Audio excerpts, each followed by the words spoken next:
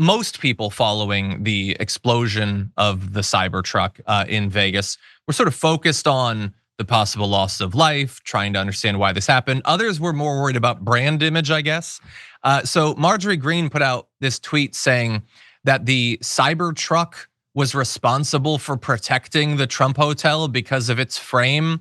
Oh my and then God. she talks about how she test drove a Cybertruck that drove her to Starbucks, which seems a little bit libby, doesn't it to you? But anyway, and it did it flawlessly, even though we know that this full self-driving is mostly branding and you should not risk your life and the life of your families on doing that just because Elon Musk says it's safe.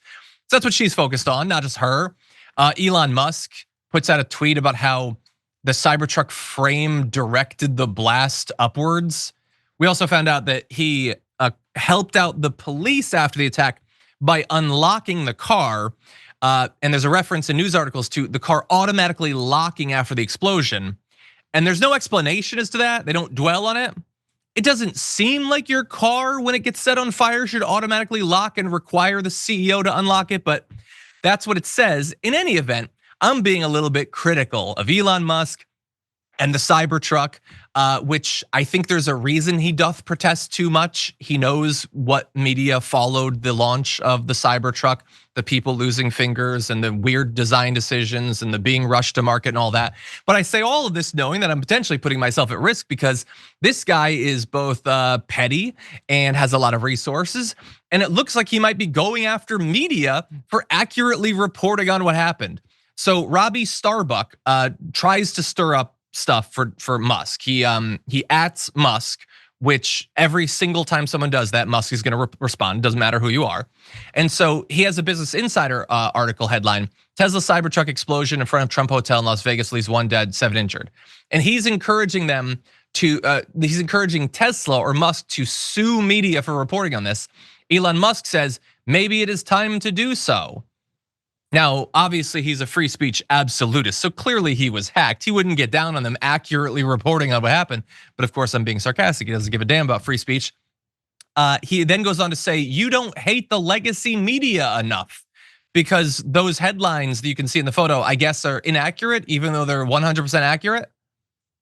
And so look, there's a couple things going on here. One, he wants you to hate the media because he wants you to instead turn to opportunistic billionaires like him as the only source for truth in the world. Politicians that you like, businessmen that you like, that's what you're supposed to trust, not the actual journalists who've made a career out of trying to give you accurate information. But also, he's willing to sue them. He does that all the time. He sues individual journalists, he sues media organizations, he sues watchdog organizations.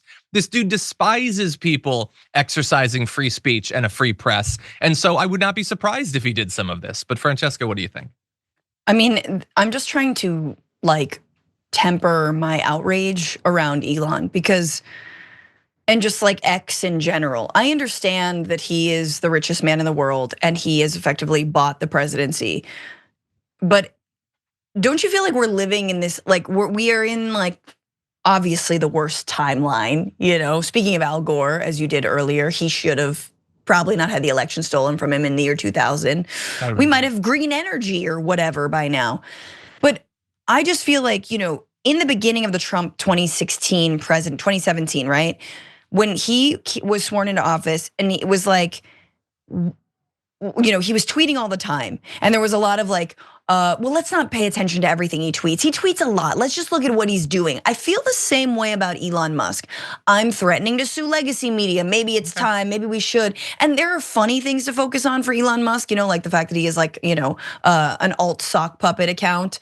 But I guess I'm just wondering how much should we be living in hypothetical fear of something that has not yet come to pass versus actually bracing ourselves, strengthening our community, strengthening our side, getting, going to law school ourselves. Do you know what I mean? I'm a little bit I don't know. I think a lot of it is just bark and not so much bite, but I could be proven wrong. I know a lot of it will be bite. But on these kinds of litigious things of coverage and all this, I'm just I don't want to follow his tweets. I don't. Okay. I guarantee it all bites. I know that. But anyway, yeah, we'll see. No, I don't. I'm not saying I don't care. I'm saying that I wonder how much we should get too obsessed with every little thing that he says. Concern to raise. And I will accept that. John's mad at me now. No, I'm really not mad. I'm agreeing with you. I'm saying it's a fair thing to raise. And I hate you.